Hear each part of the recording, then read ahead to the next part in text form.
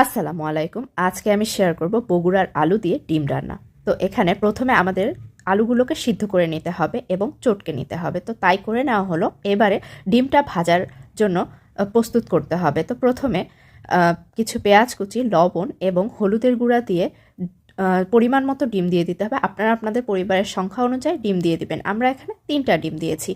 তো পেঁয়াজটাকে ভালো করে লবণ হলুদ দিয়ে কচলে নিয়ে এখন ডিমটাকে ভালো করে ফেটে নিতে হবে পেঁয়াজের সঙ্গে, তারপরে ভেজে নিতে হবে।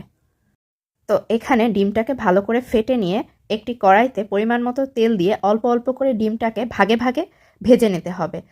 দয়া করে আপনারা আমাদের এই কড়াইটাকে দেখে বাজে মন্তব্য করবেন না। এটা অনেক পুরনো একটি কড়াই, এই কড়াইতে কিছু ভাজলে লেগে যায় না, এর জন্য এটাকে আমরা এখনও ব্যবহার করি। আর এটা ভাজতে ভাজতে এমনটা কালার হয়ে গিয়েছে। তো এখানে ডিমটাকে ভেজে নেওয়া হচ্ছে কিভাবে আপনারা দেখতে পাচ্ছেন। তো এভাবে আপনারা ভেজে নেবেন। এটা হচ্ছে ডিম ভেজেই মূলত করা হয় রান্নাটা, খুব মজা লাগে খেতে। যারা যারা আমার ভিডিওটি দেখছেন, যদি আমার চ্যানেলটি সাবস্ক্রাইব করা না থাকে প্লিজ আমার চ্যানেলটি সাবস্ক্রাইব করে আমার পাশে থাকবেন, লাইক কমেন্ট শেয়ার করবেন। একে একে ডিম ভাজা হয়ে গেল এবং ভাগ করাও হয়ে গেল। এবার একটি পাত্রে ডিমগুলো তুলে নেওয়া হচ্ছে। তারপরে আমাদের মূল রান্নায় চলে যেতে হবে। তো একটি কড়াইতে তেল দিয়ে দিতে হবে পরিমাণ মতো। তেলটা গরম হলে এখানে দিয়ে দিতে হবে পেঁয়াজ কুচি। পেঁয়াজটা দিয়ে বেশ কিছুক্ষণ ভেজে নিতে হবে। পেঁয়াজ ভাজা শেষ হয়ে গেলে এখানে দিয়ে দিতে হবে পরিমাণ মতো জিরা বাটা, আদা বাটা, রসুন বাটা। এগুলো দিয়ে একটু কষাতে হবে। এই মশলাগুলো দেওয়ার কিছুক্ষণ পর মানে একটু কষিয়ে নিয়ে তারপরে দিয়ে দিতে হবে পেঁয়াজ বাটা। পেঁয়াজ বাটাটা দিলে যতই পেঁয়াজ কাটা দেওয়া হোক, পেঁয়াজ বাটাটা দিলে কিন্তু গ্রেভিটা বেশি হয়। তো এর জন্য পেঁয়াজ বাটা দিয়ে দিতে হবে। আর মশলাগুলোকে আপনারা একটু ভালো মতো কষানোর চেষ্টা করবেন, কারণ মশলার একটা কাঁচা গন্ধ থেকে যায় যদি কষানো না হয়। পেঁয়াজ বাটাটা দিয়ে অনেকক্ষণ কষিয়ে নেওয়ার পরে এখানে দিয়ে দিতে হবে 2টো দারচিনি আর হচ্ছে 2টো এলাচ।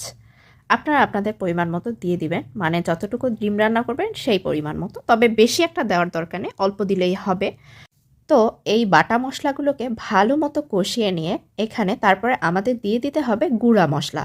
গুঁড়া মশলার মধ্যে দিতে হবে হলুদের গুঁড়া 1.5 চামচের মতো, তারপরে দিয়ে দিতে হবে লাল মরিচের গুঁড়া 2 চামচের মতো, মানে মরিচের গুঁড়া যেটাকে বলে।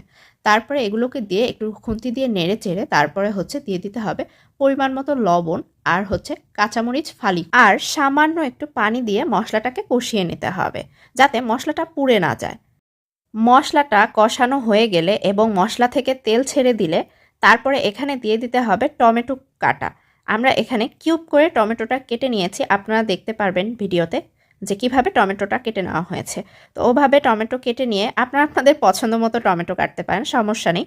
কিন্তু আমরা এভাবে কেটেছি কারণ যেহেতু ডিম রান্না এভাবে কাটলে মনে হয় দেখতে ভালো দেখায়। তো টমেটোটাকে দিয়ে তারপরে হচ্ছে কষিয়ে নেওয়া হচ্ছে। তো ভালো মতো কিছুক্ষণ কষিয়ে নিয়ে একটু পানি দিয়ে দিতে হবে। পানি দিয়ে আবারও ঢেকে দিতে হবে, ঢেকে দিয়ে যাতে টমেটোটা একটু সিদ্ধ হয় এর জন্য। কিছুক্ষণ পর ঢাকনা তুলে খুন্তির সাহায্যে নেড়ে দিতে হবে এবং ওই যে সিদ্ধ করে নেওয়া হয়েছে আলু এবং চটকে নেওয়া হয়েছে ওই আলুটা দিয়ে দিতে হবে। আলুগুলো দিয়ে মশলার সঙ্গে ভালো করে মিশিয়ে নিতে হবে একটি খুন্তির সাহায্যে। দেখতে কিন্তু এখনই অনেক লোভনীয় লাগছে, আলুর দমের মতো লাগছে, কিন্তু আসলে এটা আলুর দম নয়। আলুর দমের রেসিপি আপনাদের সঙ্গে শেয়ার করার চেষ্টা করব। আলুগুলোকে ভালো মতো কষিয়ে নিয়ে একটু পানি দিয়ে এটাকে ঢেকে দিতে হবে যাতে আলুগুলো ভালো মতো সিদ্ধ হয়ে যায় এবং মশলা ঢোকে আলুর ভিতরে। তো তারপরে 6 থেকে 7 মিনিট পর ঢাকনা তুলে দেখা যাবে যে আলুটা বলক উঠে গিয়েছে, মানে আলুর ওই গ্রেভিটাতে বলক উঠে গিয়েছে। তখন চুলার আঁচ বাড়িয়ে দিয়ে ওভাবেই রাখতে হবে এবং তার কিছুক্ষণ পর 2-3 মিনিট পর খুন্তির সাহায্যে নেড়ে তারপরে একদম পরিমাণ মতো পানি দিয়ে দিতে হবে। এই পানিতেই ঝোল হবে। আবারও কিছুক্ষণ ঢেকে দেওয়ার পরে ঝোলটা যখন বলক উঠে যাবে তখন একে একে ডিমগুলো দিয়ে দিতে হবে। ওই যে ভাজা ডিমগুলো ছিল ওই ডিমগুলো দিয়ে দিতে হবে। তো ডিমটা দিয়ে একটু ঢেকে দিতে হবে যাতে ডিমের ভেতরে মশলাগুলো ঢোকে। কিছুক্ষণ পর ঢাকনা তুলে খুন্তির সাহায্যে আলতো হাতে একটু নেড়ে দিতে হবে এবং ঝোলটা যখন একটু টেনে যাবে তখন ভাজা জিরার গুঁড়া এর উপর দিয়ে দিতে হবে, তাহলে ঘ্রাণটা খুব ভালো আসবে। এবং অল্প একটু ধনিয়া পাতা দিয়ে দিতে হবে। ধনিয়া পাতাটা অপশনাল, আপনারা দিলে দিতে পারেন, না দিলে সমস্যা নেই। তো এই যে আমাদের রান্না কমপ্লিট, পরিবেশন করে নিয়েছি। দেখতে কতটা লোভনীয় হয়েছে, একবার হলেও ট্রাই করবেন।